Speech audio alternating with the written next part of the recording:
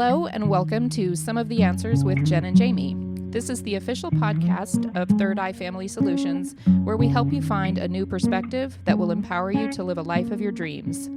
Each week, we explore topics that are designed to help you face the challenges that come with life. We don't have all of the answers, but we do have some of them. So join us as we share our thoughts, ideas, and advice to bring your ideal self into focus. Hi, friends. So I'm going to give a trigger warning to this podcast today because I am going to be discussing gun violence and the recent school shooting in Uvalde, Texas. I have put that in the notes as well, but just in case that you haven't seen that and you did, click through, there's your warning. So, I have often said a couple times in this podcast, I've tried to do it on a pretty regular basis, and I usually fail miserably at that. So I record when I record.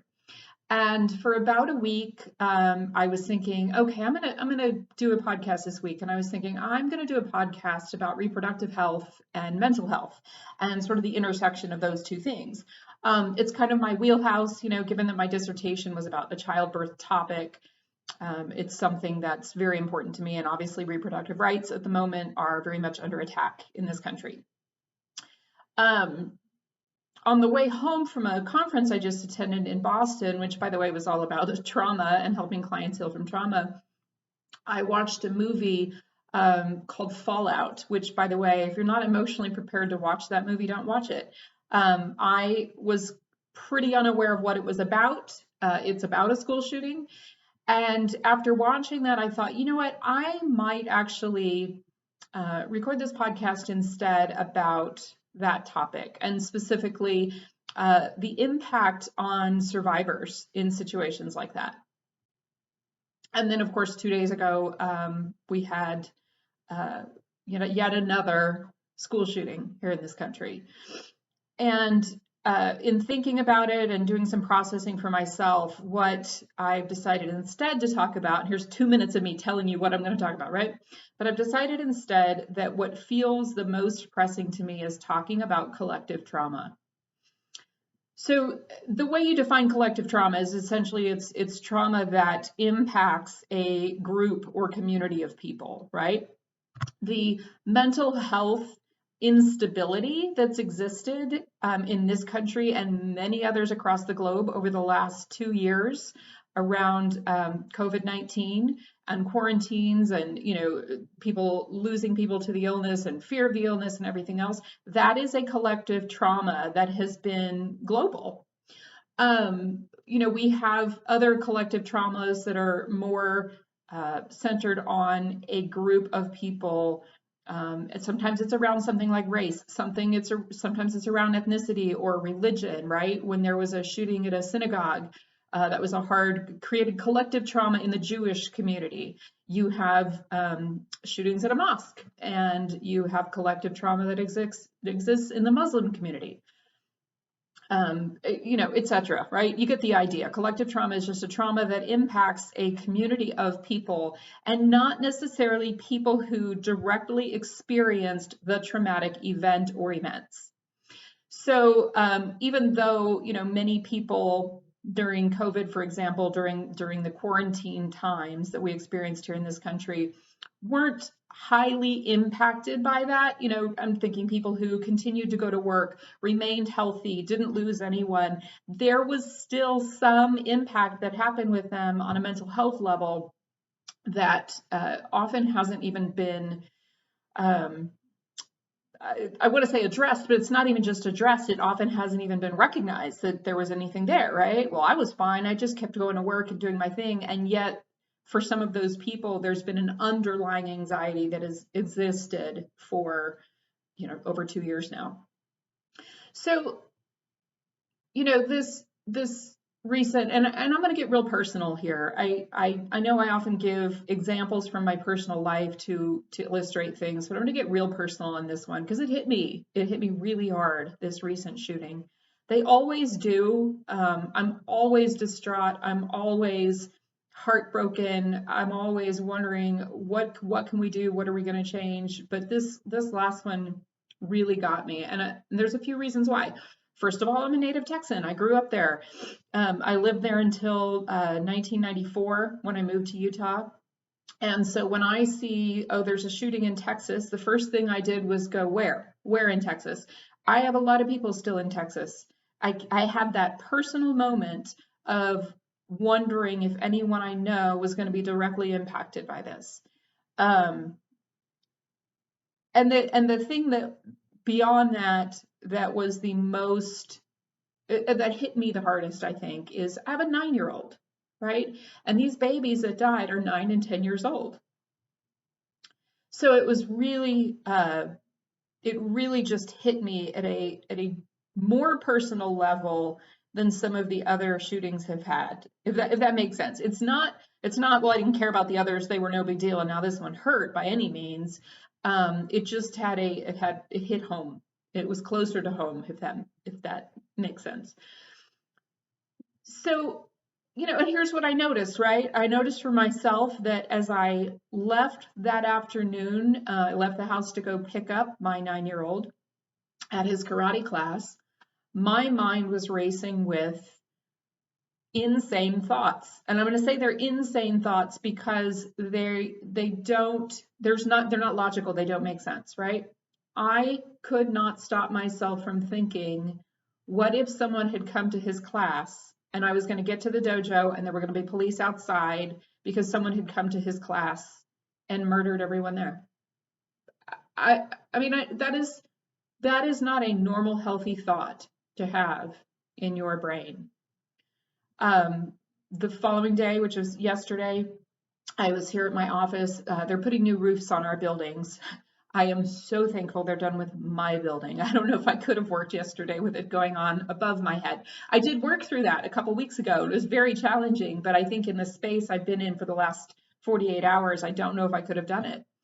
But hearing the building across the parking lot, they're staple guns, right? They're like roofing guns, and they're pneumatic roofing guns. So there's a kind of a pop pop pop pop pop sound going on, putting these shingles on the roofs, and I kept having insane thoughts of, is that gunfire? Even though I was fully aware that what I was listening to was roofing shingles being put on a roof, every now and then I'd catch myself having that thought. I also caught myself having the thought multiple times yesterday as the door to the building opened, what if someone's coming in here? That's all pretty raw and it's all pretty personal, but I'm sharing it for two reasons. Number one, I'm somebody who's dealt with anxiety my entire life. I'm also somebody who is so fortunate and lucky that when I had my heart surgery about a year and a half ago, it pretty much cured my anxiety. So I no longer live with anxiety as a disorder. I no longer live with anxiety as something I have to manage day to day and moment to moment. So being in this spiral for the last 2 days is in no way new to me because I spent 49 years dealing with it. But it's also unexpected given that over the last year and a half, when things happen that would have in the past created anxiety, what is created instead is a very logical thinking in my head, a very logical and grounded and yes, sometimes, of course, there are things that make me anxious, right? So it's not like I haven't felt anxious, but I haven't experienced the spiral of anxiety since my surgery. So it was very pronounced for me to be in this for the last 48 hours. So I'm sharing all of that with you, right? And that's, 8.5 minutes of me kind of giving you the background of collective trauma. I have been very much impacted by the collective trauma of the recent school shooting. I remember being very much impacted by the collective trauma of the shooting at the Pulse nightclub, partly because I have a child who's an adult who very easily could have been in that nightclub. I was very impacted by the shooting at the synagogue because my family is Jewish. It gave me concern for my grandmother, concern for my father, right? Like direct family members that I was worried about. So what do we do? What do we do with collective trauma? That's really the question, right? Because first of all, it's not going to stop happening. I wrote something yesterday, and it may sound cynical and it may sound pessimistic, but I think the reality that we all have to face at this point is this isn't going to change. This isn't going to go away.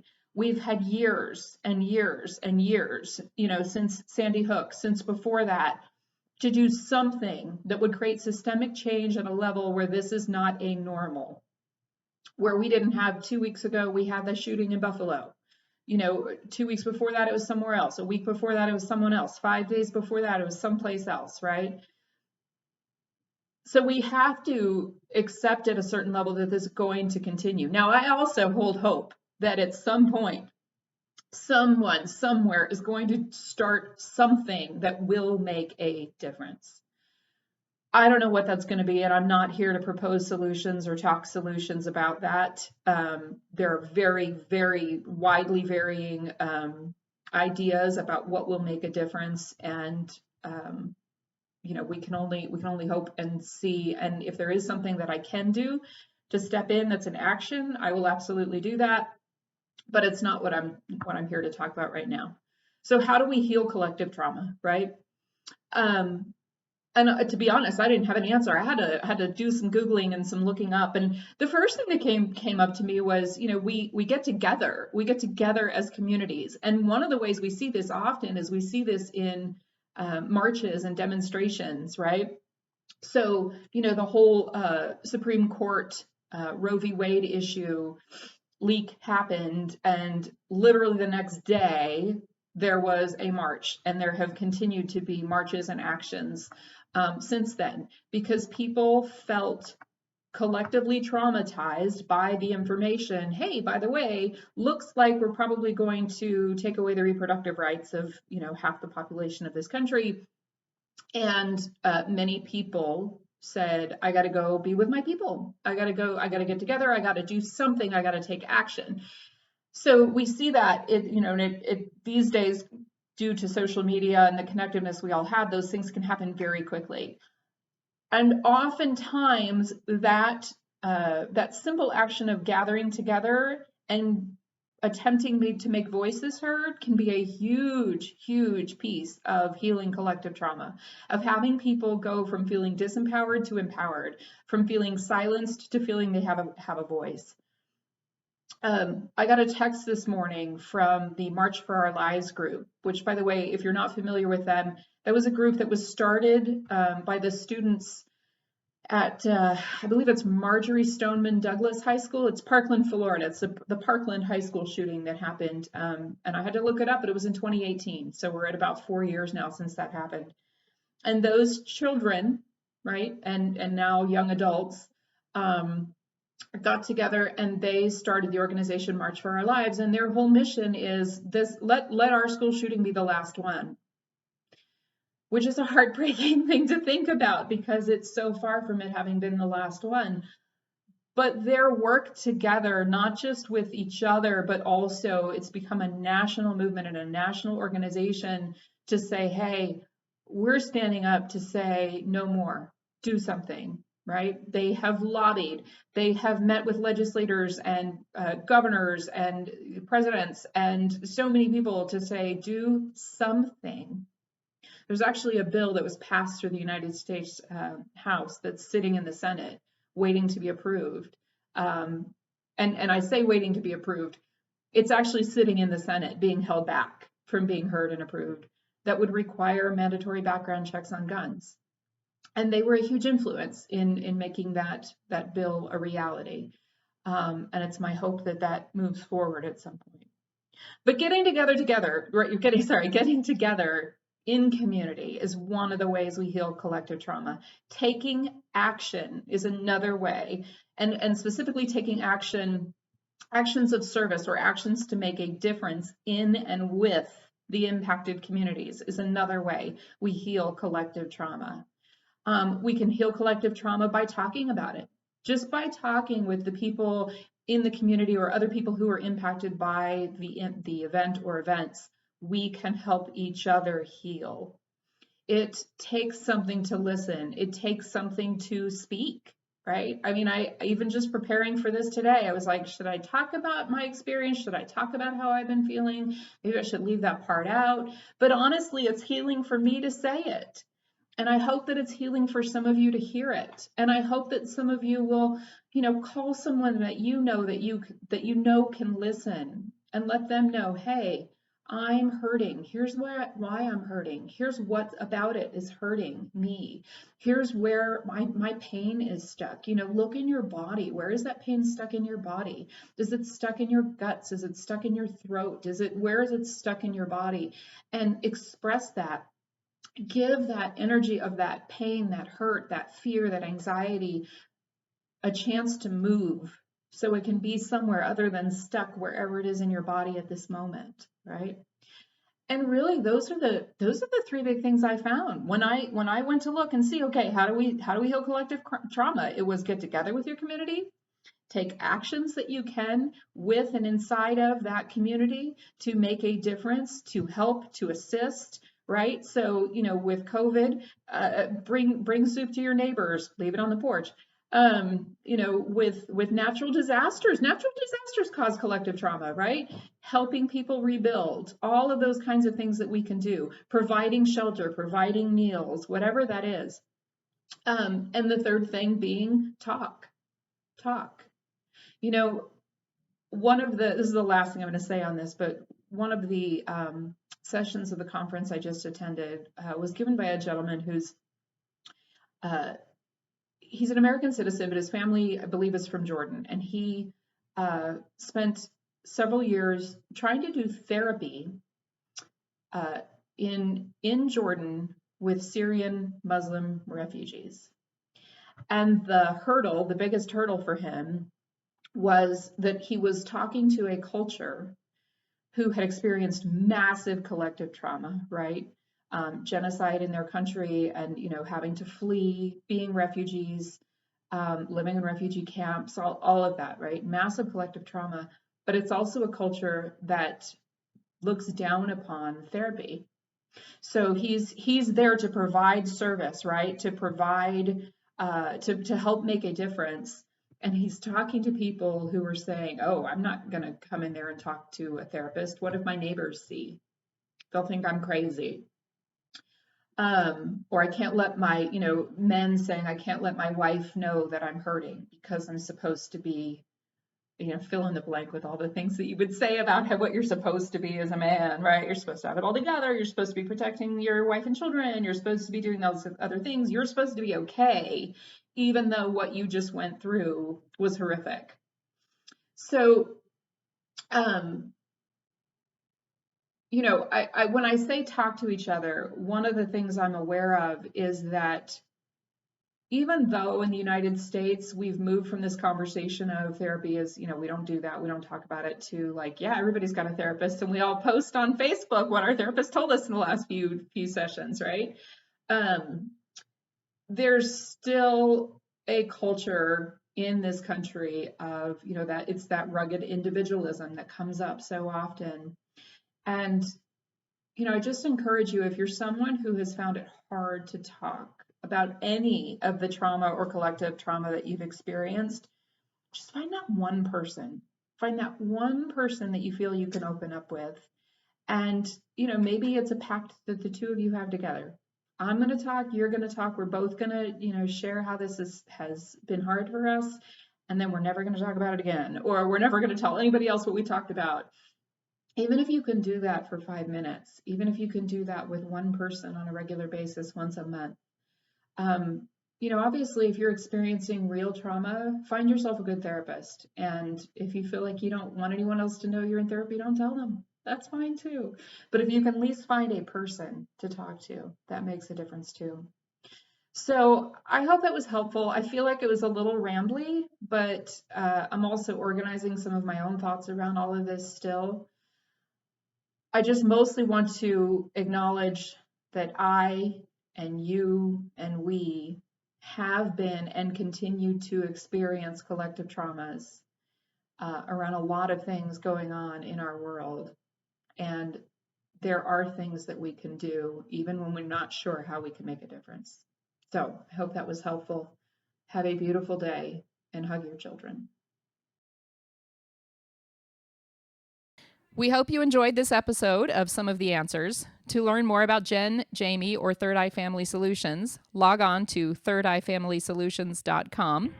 That's third, THIRDIEYE, familysolutions.com. Some of the Answers podcasts can be found on Spotify, iTunes, Google Music, Stitcher, and Podbean. This podcast is the property of Third Eye Family Solutions, copyright 2020, and the music is owned fully by Gabe Schwartz. Join us next time for Some of the Answers.